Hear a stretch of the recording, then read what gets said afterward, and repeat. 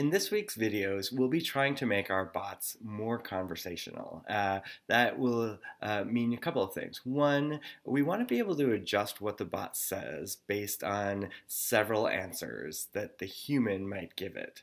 So we'll be doing that in this video. And later we'll actually be looking at how we can handle things that weren't quite expected. So maybe if a user says a phrase that we weren't expecting, how can we handle that? So let's start today with an example I really like, which is just asking somebody about if they like cats and if they like dogs, and then responding accordingly. So log into Dexter, or if you're already in Dexter, click on the D logo and you get the bot menu. We need a new bot. We're going to call it Pets. Click Next, click Blank Project, and Create Bot. And once again, we're going to get rid of the initial text here to really start out completely blank. And let me just zoom in here so you can see a little bit better. So when the human says, hi, I want the bot to say, do you like dogs?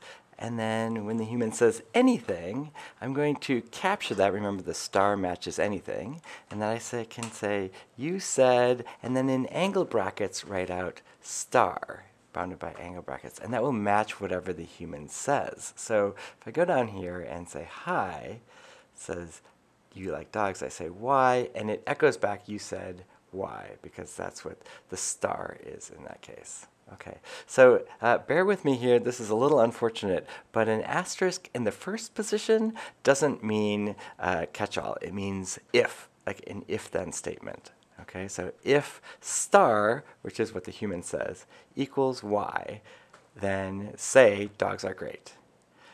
So if catch-all star equals, and it's equals because it's an equivalency, y, then dogs are great.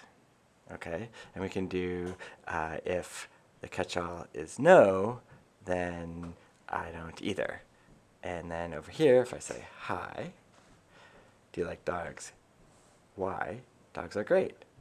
And if I say hi and I answer with N instead, I get I don't either. So we're checking to see what the answer is and responding accordingly. There's another trick I can do, is I can make this catch-all work only if the previous statement by the bot was, do you like dogs? And I do that with a % sign, and then I write it out like a trigger in lowercase with no punctuation. So if I said, do you like dogs, that's the only time that this catch-all will work. Okay, and then I'm going to change the responses here. In both cases, I then want to ask, do you like cats? I can then make another catch-all that matches only if the previous question was, do you like cats? And again, lowercase, no punctuation. And here it's, I'll just say, thanks for playing. That'll just be the end. Okay, let's give this a shot. So if I say, hi, do you like dogs? Answer yes. Do you like cats? Answer no. Thanks for playing. Really what we want to do is track what people are saying, how they're answering. So I do that with a variable I'm going to call dogvar, and I'm going to set that here, open angle bracket, set dogvar equals, single equal sign here, yes. Do you like cats? Okay, so if somebody answers y, it'll set dogvar to yes. Here, I'm going to set dogvar equal to no if they answer with an n. And then down here, I can then start asking about cats. If star equals y, set catvar equal to yes. And if star equals n, set catvar equal to no. Okay, so instead of thanks for playing, I actually want to route the user to a different answer depending on the values of dogvar and catvar. So remember, we can route people using this construction, but instead of trigger here, I'm going to put answered, and then I'm going to put in the values of those variables using get dogvar instead of set dogvar, and get catvar.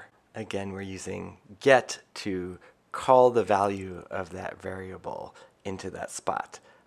Let's do this here too. Answered get dog var, get cat var. Now, get dog var here will be replaced with the words yes or no, and get cat var will be replaced with the words yes or no. Also, depending on how people answer. So then I can create triggers that match this. So answered yes, yes means both variables have been replaced with the words yes. So the bot's answer is both can be great pets. Then we have answered yes, no, answered no, yes, and answered no, no. Maybe you're more of a bird person. Okay, let's give it a try. Hi, do you like dogs? Why? Do you like cats? Why? Both can be great pets. So it worked. Hi, and then this time I can say yes and no, and I get a different answer.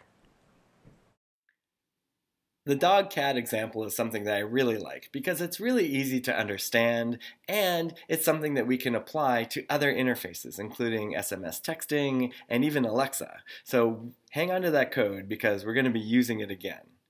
Next time, though, what we're going to look at is how to handle things that you weren't expecting. So if you ask somebody if they like dogs and they say absolutely, it means yes, but they didn't say yes. So how do we detect that? We use natural language processing. So we're going to look into one way to do that next time.